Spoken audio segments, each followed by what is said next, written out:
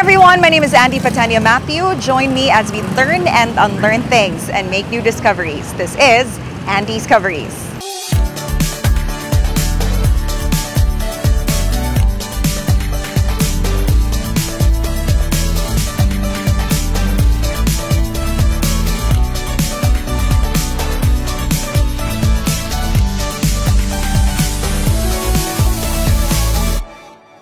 As we draw closer to the midterm elections this coming May, we also officially kick off our Andy's Coveries Pinili Ay series, a platform dedicated to helping voters make informed decisions by discovering the platforms and the vision of our electoral aspirants. And since we launched this month of March, which also happens to be the celebration of National Women's Month, what better way to begin than by featuring two strong women leaders who are vying for the top chief executive position of the town of Consolacion. So the question is, whose leadership would go on and on here in Consolacion?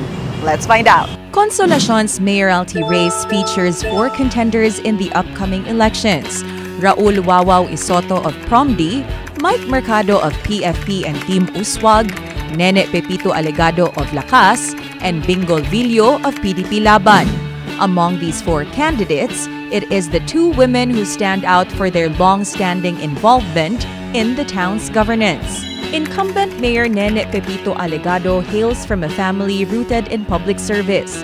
She is the granddaughter of former Mayor Miguel Pepito, and her father, Hilarion Pepito Sr., also served as mayor, including her brother, Emmanuel Bebs Pepito. Nene, a nursing graduate, began her political career in 1998, serving as a municipal councilor until 2001. She then became vice mayor for the next term. Nene re-entered politics in 2010 as mayor and served 3 terms. After reaching the term limit, she was elected vice mayor alongside her son, Joyjoy Alegado, who ran for mayor. She returned to the mayor's office again in 2022. Bingol Villo, on the other hand, also began her political journey as a municipal councilor in 1992, serving as a local legislator for 15 years.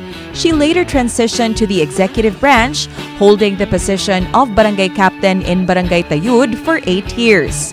She is a graduate of political science and Bachelor of Laws from the University of the Visayas. Mayor Nene, take us through your journey before entering public service. Maybe not many know of the first part of your story nga, basta di ka nurse by profession, no? By profession. Before ka nga nahimo sa public servant.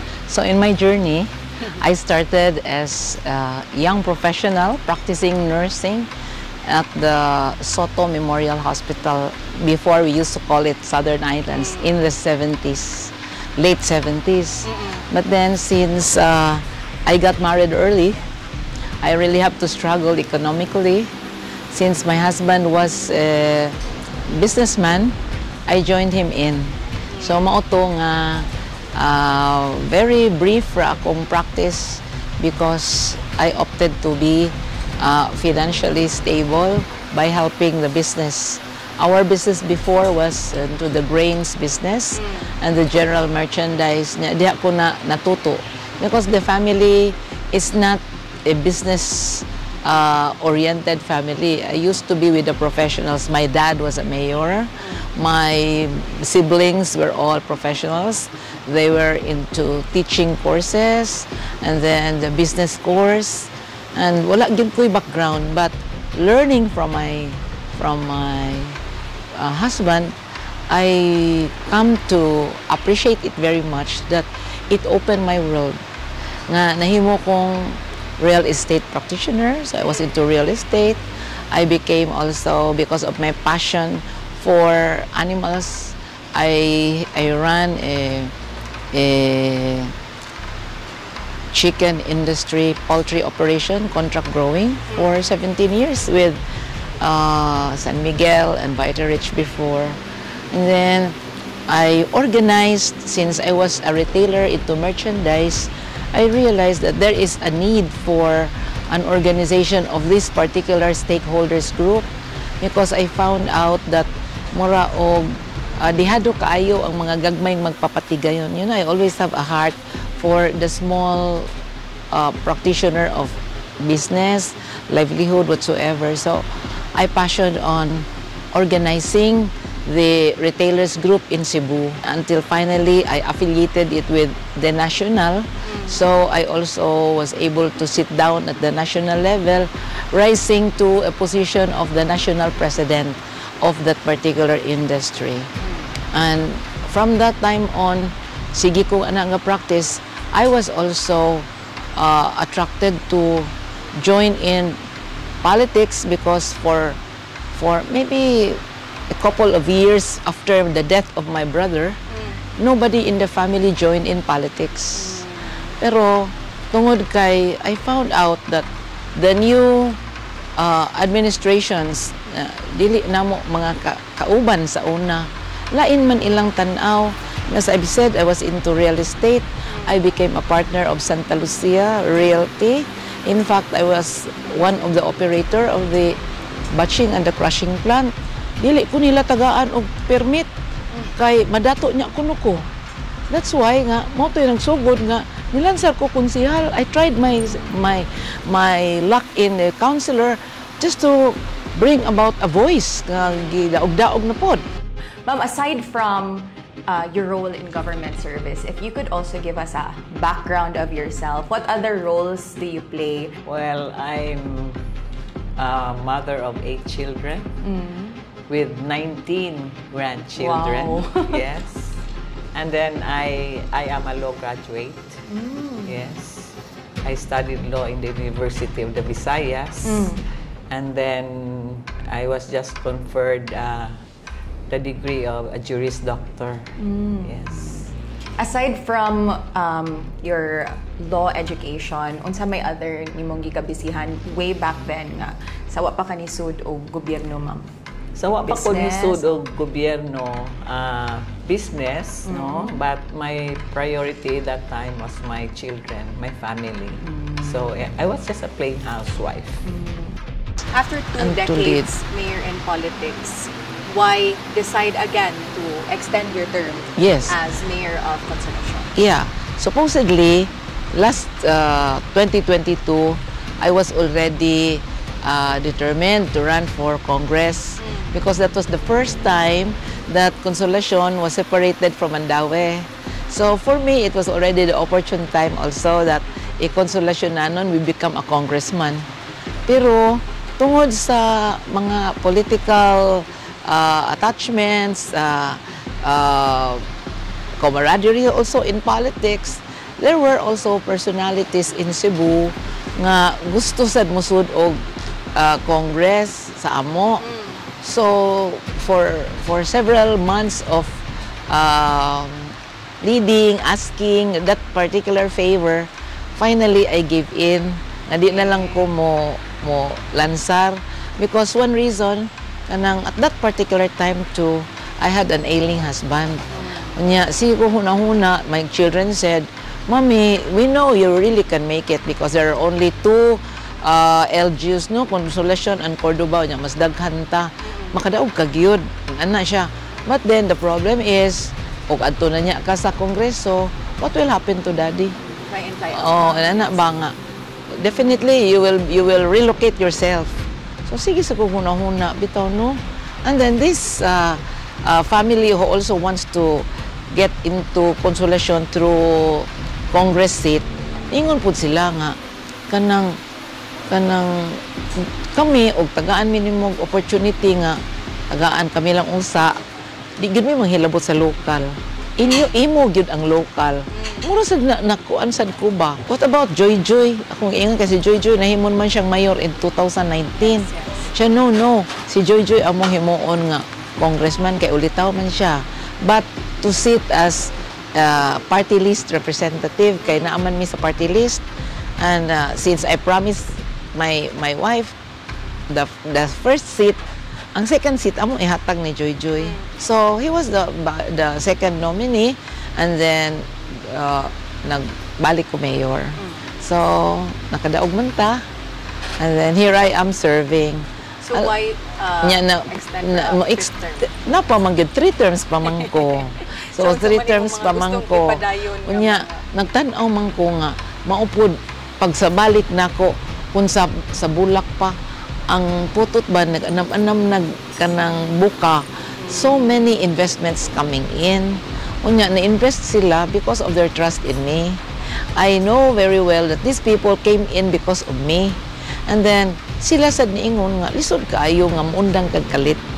Kay we come here because of our trust in you. But did it ever cross your mind, Mayor, nga like kapoy na ka-feel kag kapoy from time to time pa? Like Kapuyon man ko, pero I'm a person man good nga kanang dili ko sama anong unang tapulan. Who would ever kanang sustain with a work that is 24/7? Ako. But I'm doing this kay naglantaw lagi ko, as I've said, na ako'y mga dagko kay nga proyekto. One of the project that I ventured way back, even at the pandemic time, I already was working on a paper of a reclamation project which is 235 hectares. Nga ako yung dream, nga mahimog yun, nga naatay bag-ong syudad sa Konsolasyon, nga mo accommodate sa overflow of industries, commercial, of the 3 cities around. Puno ng Mandaue, puno ng Cebu City, puno ng Lapu-Lapu. And I can see that there is really a market for Konsolasyon if only we can provide. That's the reason nga ako naninguha ko pag-venture into a PPP again for a reclamation project that it wouldn't cost the government. So you were municipal councilor for 15 years. Yes. 8 years as barangay captain of Tayud. Yes. Why now I for the top executive position of the town of Consolacion?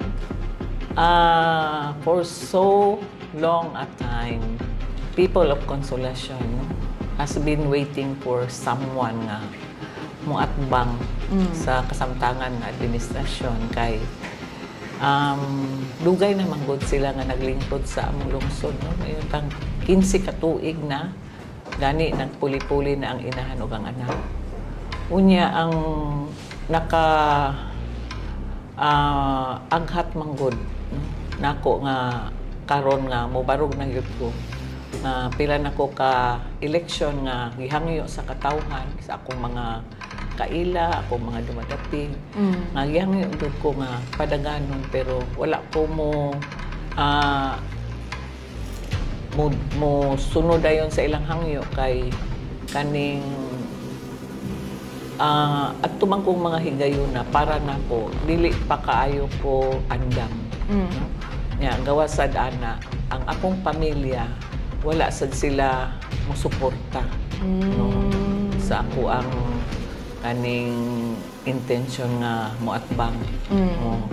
Unya karon kay nalipay ko kay na full support gyud ang akong pamilya sa ako akarong kaning gidawat ron nga hagit nga moatbang sa kasamtangan nga administrasyon nga daghan nag-ingon sa lungsod nga wala na gyud kunoy lain nila nga makita no nga para nila naasay kapasidad ligpon unya naanapoy kaning track record sa panerbisyo sa gobyerno. Doon na ba kayo gipaabot nga murag senyales, ma'am, nga makaingon ka nga this is the year nga mag-file lagi kong COC for Consolacion Mayor? Aside of course from the support nga gihatag sa imong family.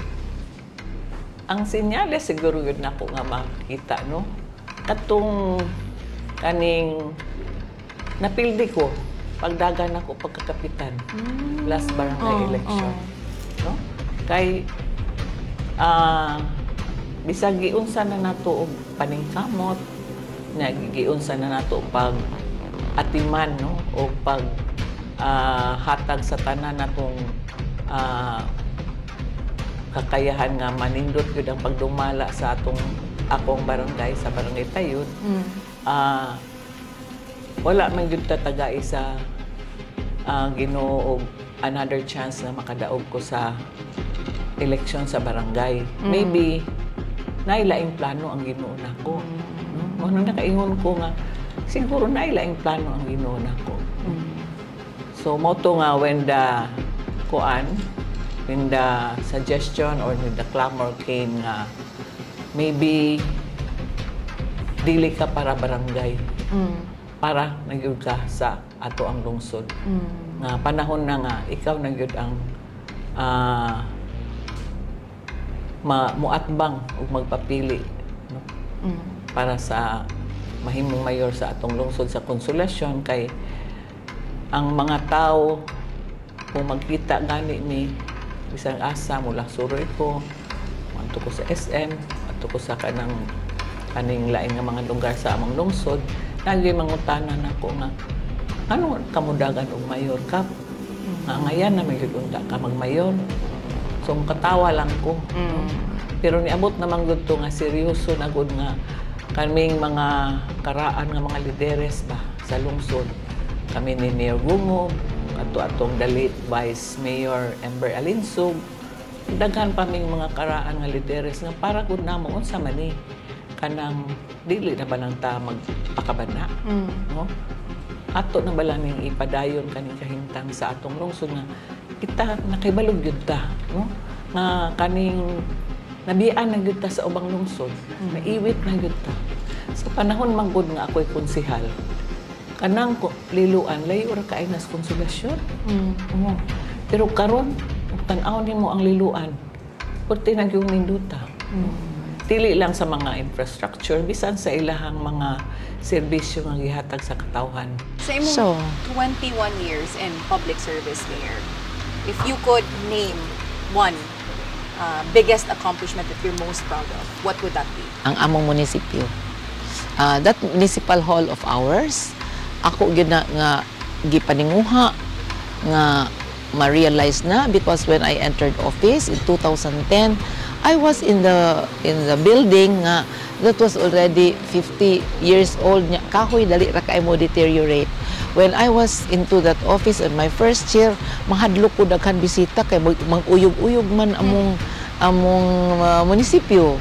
So at that time, the income of Konsolasyon was very poor, but I ventured into taking a loan. But of course, with the study, we have to have a clearance with the BLGF, no, Bureau of Local Government, no. So upon the study, feasible man, with our projected incomes, we could pay. So I worked on it. I took a loan from DBP, and with a little equity that was left, so I started the municipio, and that is where it is now. Although I got a lot of critics because there is no park, there is no, the property is so adjacent to the highway, but there's no other property of Konsolasyon at that time. Because had that Fudarama had been blank or empty, adto gyud unta na ako ipatukod ug at that time. Okay. But then there's no other, but I really have to. But with the modern technology and modern architectural aspect of looking at the utilization of a space, what no other means is to have it vertical. So I have the 6-story building there, which accommodated the needs of Konsolasyon.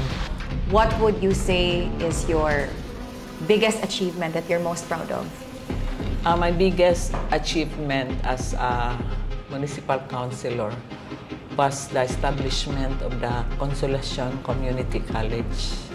Because at that time, I was the chairman of the Committee on Education. So, together with the late Honorable Aurelio Taboy Abinales, we made the ordinance establishing the Konsolasyon Community College kay nakita man gud namo nga ang ato ang high school libre. So daghan kaayong mga mo graduate sa high school nga di sila kapadayon og eskwela sa kolehiyo kay ang ilang mga ginikanan dili ka afford mo pa eskwela nila. So maybe it was a very ambitious ordinance, no? Kay kung wala lang ni masuportahe sa amo ang mayor at that time, which is former Mayor Abelino Gungob Sr., nga iya dayong gitukuran og building dito sa Laray. So mao to nga natawag yun ang among ordinansa. Na-establish yun ang Konsolasyon Community College. So I am very proud of that. I am part of that legacy, no? Pero kaning subo lang kaayo nga palandungon nga karon gi-turn over ng nahimo ng CTU.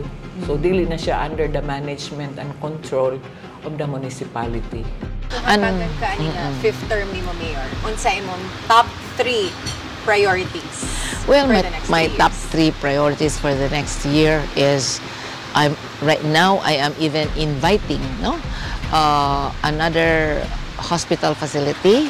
Okay. Not necessarily a government facility, because you all know if it's going to be a government facility, government operated, it will just come out as a white elephant, just like the Eversley Child Sanitarium.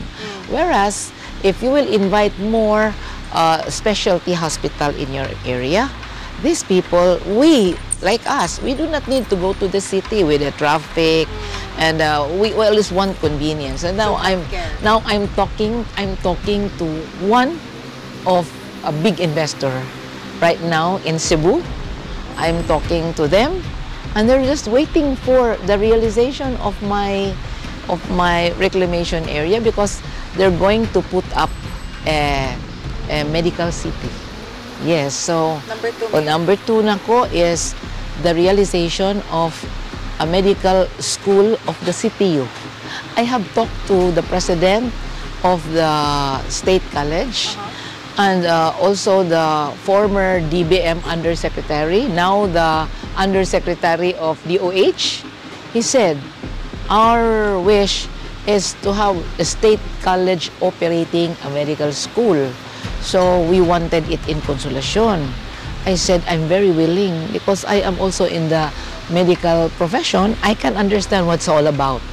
So if given a chance, and then if I will materialize with the converting the Timberland area into an alienable and disposable, maybe I can put up the medical school there for CTU. Then another thing that I wanted to finish now. This is your 3rd priority. Yeah, that's my 3rd priority. That's it. The hospital and the medical school. Number 3. Then number 3, now you see we have a lot of activities. We do not have a big facility for that. Right now, we are just using our old covered court, but I already have allotted, I have already allotted 60 million for that, for its upgrading. That's why I was telling you earlier that maybe in your next coming, this will already be an air condition, because I will expand So this. dome na siya. Yes. Mag-comfortable yun ba ang mga tao, and then with all the new bleachers around. So, nakalinya na, naka-pipeline na for bidding. You're saying na nabiyaan ang Consolacion sa iyahang mga silingan ng mga lungsod ug dakbayan. So if given a chance to serve as mayor of Consolacion, if you could lay down your top 3 priority projects, ma'am, what would they be?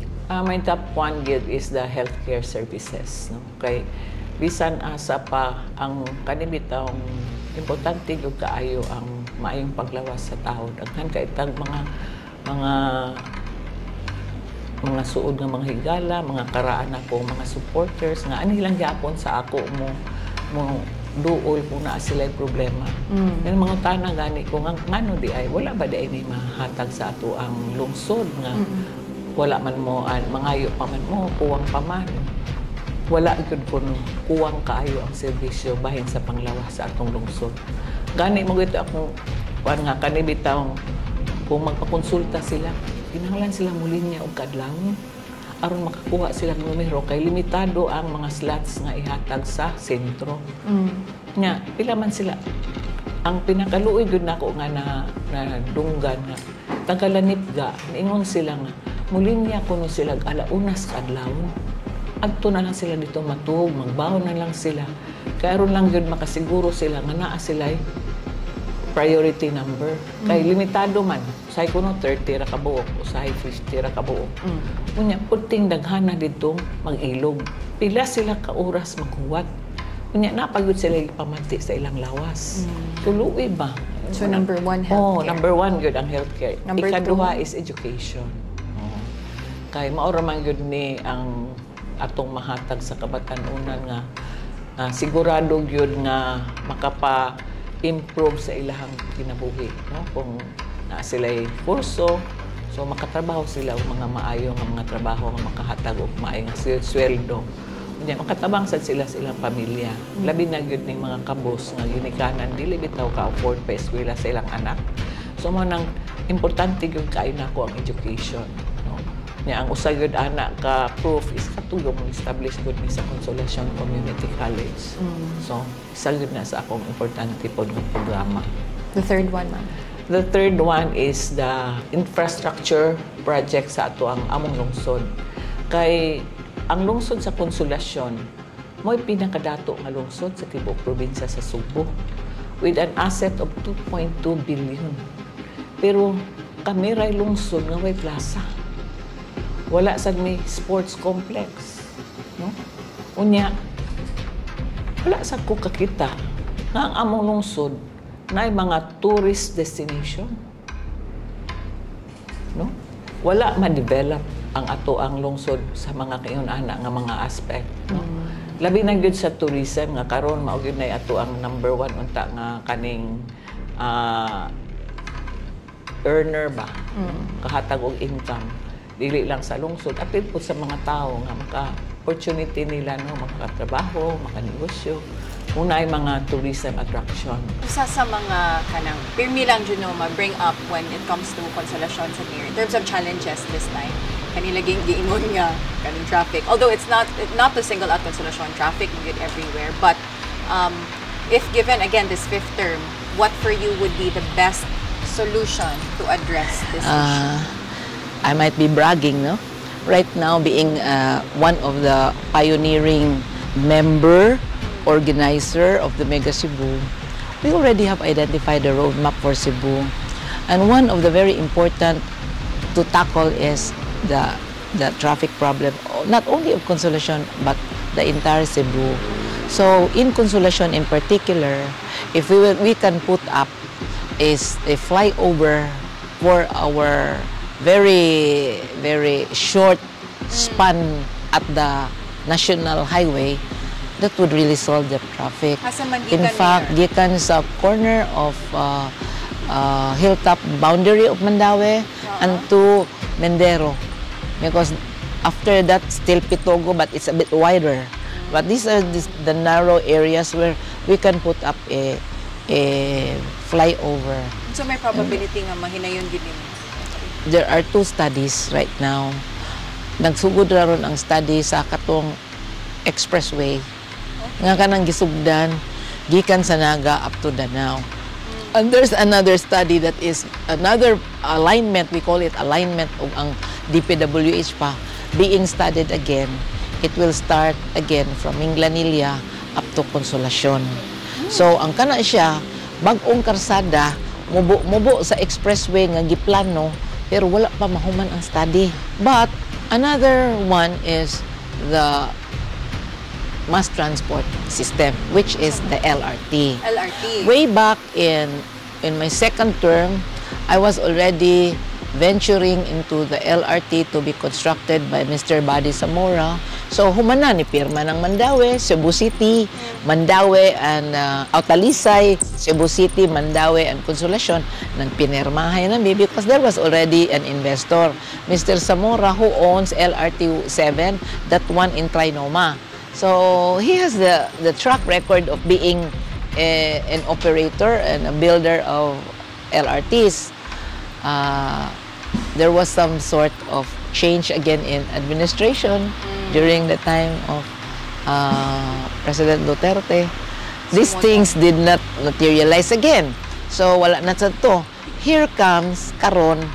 There is a group interested of an LRT again. And I might not be in the comfort of revealing this too early, but I'm in talking with these investors. Then momentarily, I think dili naman kaayo bugat among traffic because mo traffic man lang ni siya during peak hours. And then what I instituted was the putting up of barriers. Dili na basta-basta. It also cost because lig-on kaya na. Then from then on, wala na magpataka og tabok. Well, lesser na ang accident. And then, lesser na sad ang mga counterflow. Nga mo na'y makasamot sa traffic. Isa sa mga major issues that people bring up when talking about Consolacion, especially in social media, is the traffic congestion. Although we are not singling out Consolacion, no, traffic magyud sa different areas of Cebu, but usay ma-highlight yun yung Consolacion. So if given the chance to serve as mayor, what would be your solution to this, ma'am? Well, one of the reasons yun nga ma-highlight yun ang Consolacion sa traffic, no? In fact, itawag ng gali ni og traffic capital, no? Of Cebu. Kay unusual man gud, no? Ang traffic sa atong lungsod kay kung makaagi ka og Consolacion, mura kag matrap, no? Kay dili man ordinaryo lang nga kung matraffic ta diri sa ubang lugar, Mandaue, sa panang lugar, Minglanilla, Talisay, Cebu City. Dili man maabtan og tag usa o duha ka oras na matanggong ka sa traffic. Ingon ana man gud ang nahitabo sa among lungsod. Unang moreklamo gyud ang mga tawo, no? Ang mga muagi, no? Tungod usay gyud ana sa ako nakita. Kana bitaw mga dagko kay nga barrier ang ibutang sa tunga sa highway. Kay imagine na, no, kana mga dagko nga barrier kung simba ko na ay mga disgrasya. Asa man kapadung. Hindi man kakaliko. So matrap gyud ka. Mo nang nay mga tao gyud dito kadaghanan, ma-experience gyud nila ang usa o duha ka oras. Nakit ko kausa nga tulo ka oras Matanggong. oh matanggong ang ingon nang mo joke na guna sila nga at so ko nila Consolacion mabdos ko sila gawa sila Consolacion ang anak na. So kung makalingkod kay isip mayor, ma'am, patangtang na nimo diha-diha ng mga barriers. Dili man sa nato nga diha-diha. Ato usang estudyohan. Tanaw nato ug unsa gyud maayong buhaton. Unya kaning daghan man sad kog nakita nga wala gyud nila nga ang traffic management sa atong lungsod dili maayo pagka-manage gyud, no. Kung makita gyud ninyo kung mo tan-aw mo labay mo dito sa Consolacion, wala gyud mga klaro nga mga traffic kaning signs. Walay di ko kakita og jeepney stop, di ko kakita og bus stop. Unya, walay klaro nga pedestrian lane. Kay naami mga pedestrian lane sa una, babaga naman og mga barrier. So asa naman ang mga tao mulabang? So additional traffic signs, pedestrian lanes, and kaning training sa atong mga traffic enforcers. unsay other challenges nga gusto nimong sulbaron sa inyong lungsod? Ang among lungsod, I tell you, when it comes to education, murag amo nang reach. When it comes to the problem of health, Luis Ginoo, na ano mi duha ka rural health center, and I am sufficiently putting medical practitioners there. Wala man ugaling item, but there are consultants. So dili gyud makuan. Then in terms of infrastructure, sa pagkakaron, wala na may dili simentado dinhi sa amo tanan ma-access naman. And then in terms of agriculture, sa pagkakaron, ang atoang mga farmers nidaghan man gani kaysa una, no? And then fishermen are still naghimo ko og kuan ganang communal fish pond. Why? Because if you will let them do it individually, they cannot be productive. Whereas if it's communal fish pond supervised by our agriculture office, they can sustain because dili na ko gusto wadon ang food security. In the entire, by the way, in the entire province of Cebu, there are only 2 of us. I don't know who's the other one. Na ay compliance of Republic Act 9003, putting up a sanitary landfill. So kita na atay sanitary landfill. Ang akong challenges sometimes because these operators do not religiously comply with the what you call this, the policies set by the EMB, Environmental Management Bureau.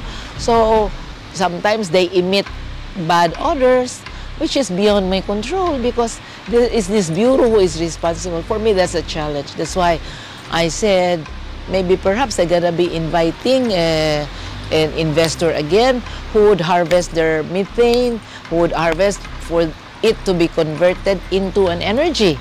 So this is it. And then another challenge that I'm looking at in the future that would eventually be a problem is the water. You know, the water, dili lang Consolacion, ha? ang water ron is already seeping into our aquifer. Meaning to say, ang tubig nisud na sa atua. Tubig bagikan sa dagat. So, there will come a time that we're gonna have a shortage of potable water. So, muna yung gipanglantawan? Gipanglantawan ako. Right now, MCWD is extracting. Before, they used to have 15 pumps here.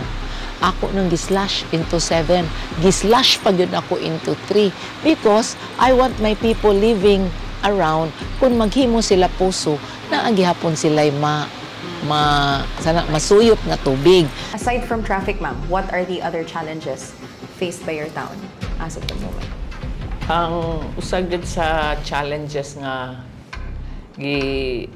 atubang sa amo ang lungsod mao ang kanibitawng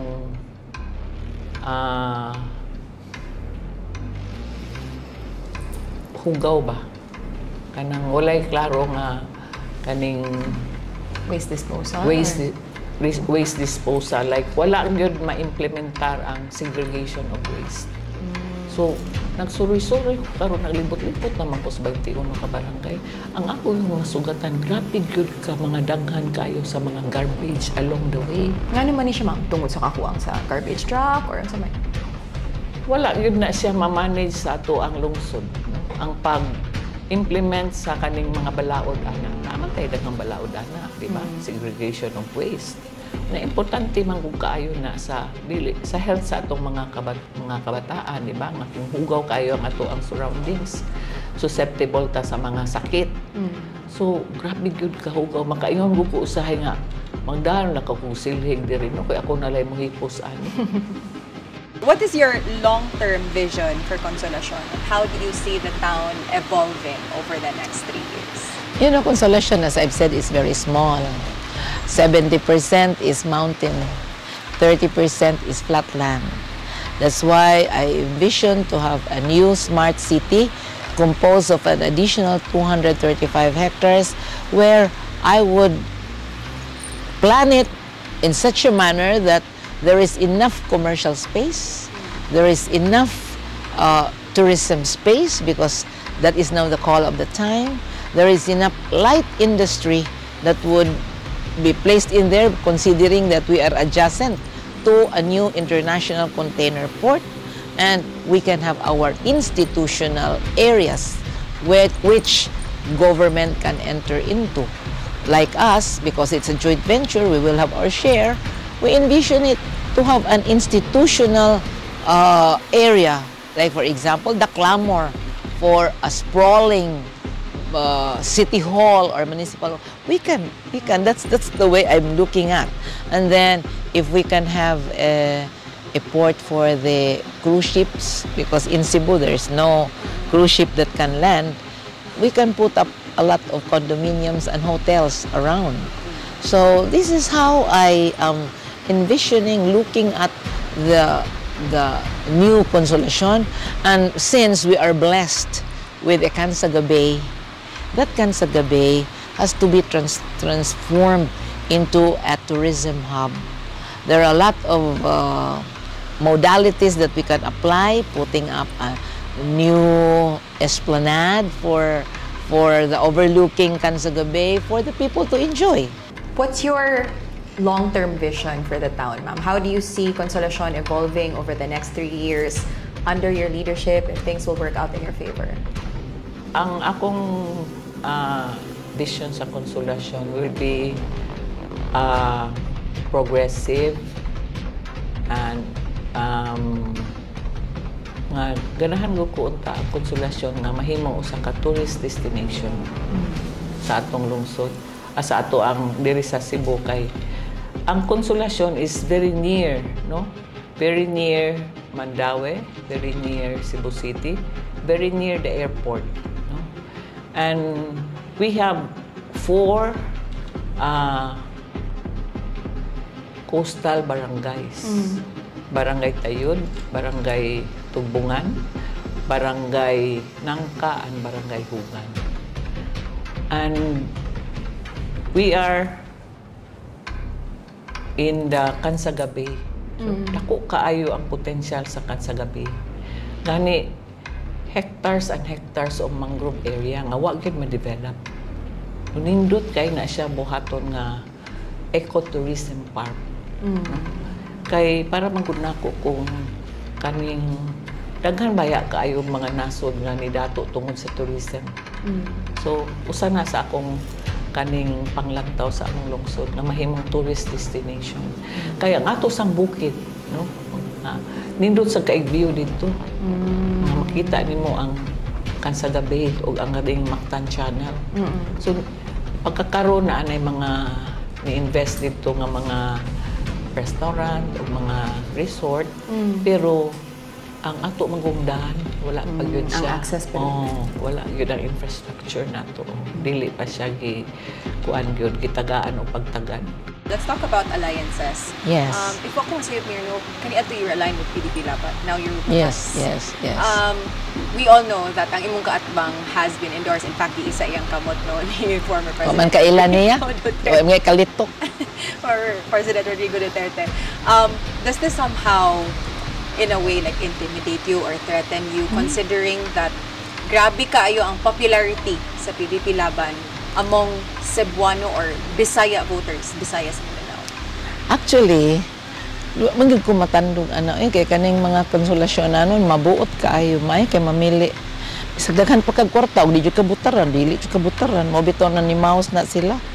Kay na no, then when it comes to party affiliation, ever since dili man na nang determine ang ako ang winnability sa akong party affiliation.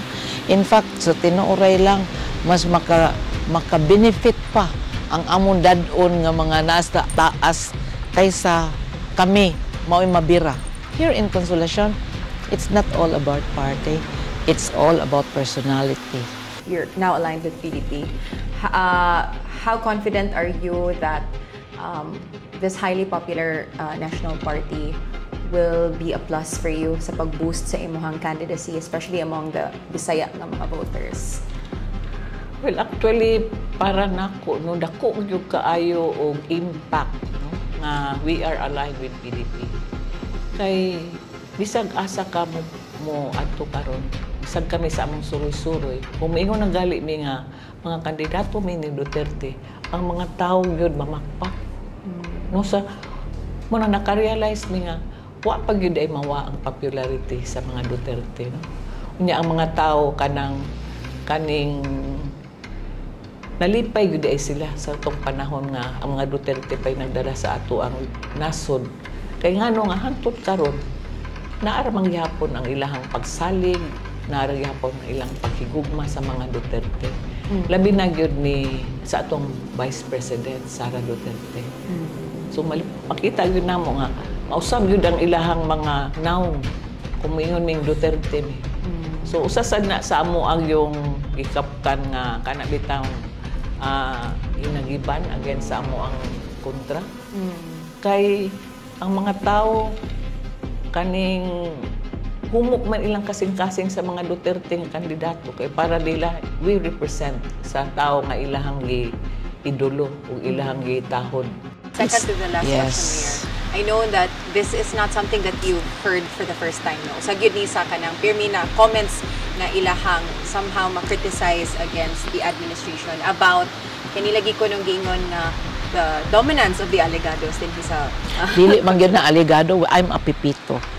If Durano is if Danao is a Durano country, if Bogo is a Martinez country, Consolacion is a Pipito country. So what is your kuan man? Wala man ko matandog ana kay may mag-akuray nang yan.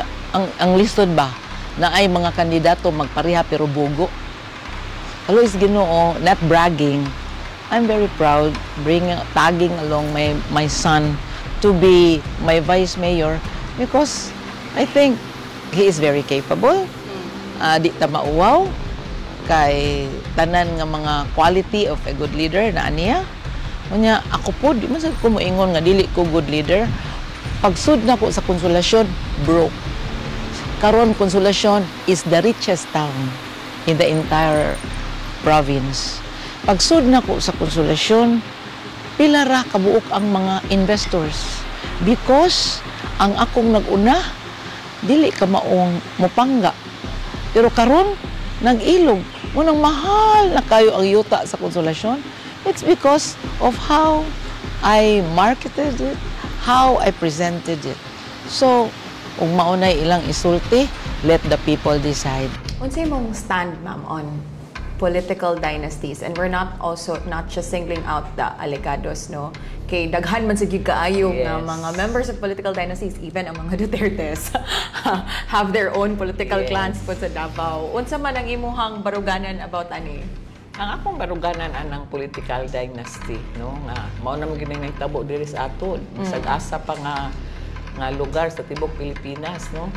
Kanang para nako wala may kanang dili man siya mayon nga dili gud maayo ang political dynasty kay ang importante ra manggod ang imuhang serbisyo ba, ang imong performance sa imuhang paglingkod ana nga posisyon.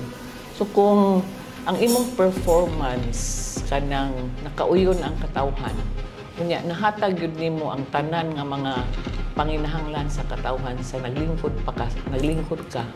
So dili na siguro bahala na siguro na may ubang mga tao nga bisag pila na katuig ang ilahang mayor pero di nila gusto ilisan. Kay nindot man ang pagduma. Nakauyon man sila. So ingon ana ra gyud na depende ra gyud na kung giunsa nimo pagduma ang imuhang katawhan sa imong pagserbisyo. Mao man kay siguro ni nga naani ato ang gitawag og political dynasty kay ang mga tao mismo sila nagpili nga kay kitaan man nila nga ay man ngano amo mailisan, di ba? Unya kung sunod ang anak o musunod ang asawa, assured sila nga the same kind of service ang ilang mapaabot. So kung nindot ang ato ang performance, ang mga tao ganahan nato dili ta ilisan. So mo na siguro gyud ang reason anang political dynasty. Pero kung wala sa kay performance, bati ang imong performance, daghan og mga rason ngano nga ang uban madugay. Finally, Mayor, why should the residents of Consolacion vote for you again? Because gisalig nako ang akong pagpangalagad sa Ginoo. Wala ko maghimo sa akong trabaho nga ako sa akong pagarbo sa akong pagkatao. Gisandig nako sa Ginoo. Ug unsay makaayo sa katawhan nga malipay ang Ginoo, mao'y palaagi nga akong pagdumala sa akong liderato. And secondly, I do not think if there would be those who can do what I do in terms of bearing the burdens of the heavy load. You know, social service is very heavy. Kay ang panan ko kastanan. Pero ikatawa ko ba na kay pinangga man ko sa Ginoo, tagaan man ko pamaagi nga matabangan gyud nako ang tao. People will not go out from my office empty-handed or without a solution at all. Muna nga they can speak. I do not even need to speak about it. But to people who doesn't live in Consolacion, who are not living in Consolacion, they have to know nga the trademark that I gave to this administration that I am handling is being close to people, understanding the people, and able to sacrifice oneself. Why should the residents of Consolacion vote for you as their mayor? Ang ako ra yung halad sa katawhan nga kung ila kong suwayan, no? Kunya kung nakita nila nga na ako'y igong katakos bunduma sa among lungsod, ang ako ra yung masaad nila nga kung ako gani tagaan og higayon maloy ang Ginoo nga modala sa renda sa kagamhanan sa lungsod sa Consolacion. Ang ako ra yung buhaton mao ang pagpaminaw sa mga yangungo sa katawhan. I will be a listening mayor. I will be a consultative mayor. Dili ko nila makita nga magsige lang kong lingkod sa air condition nga opisina sa mayor. Ang ako ra yung masaad nga magsuroy-suroy ko sa 21 ka barangay. Muduol sa katawhan, maminaw sa ilang mga yangungo, aron kung unsa gani ang ilang mga kinahanglan, kung unsa gani ang akong makita sa ilang kahimtang, ang mga programa o mga proyekto nga akong dadon sa ilang barangay, muhaon yun sa ilang panginahanglan. So, I will makita nila si Bingol Villo nga mahikap nila. In that way, face-to-face ang amuang relationship sa mga katawhan. Mga kauban, always remember that informed voting is empowered voting. So listen, reflect, and decide wisely. This has been Andy for Andy's Coverings.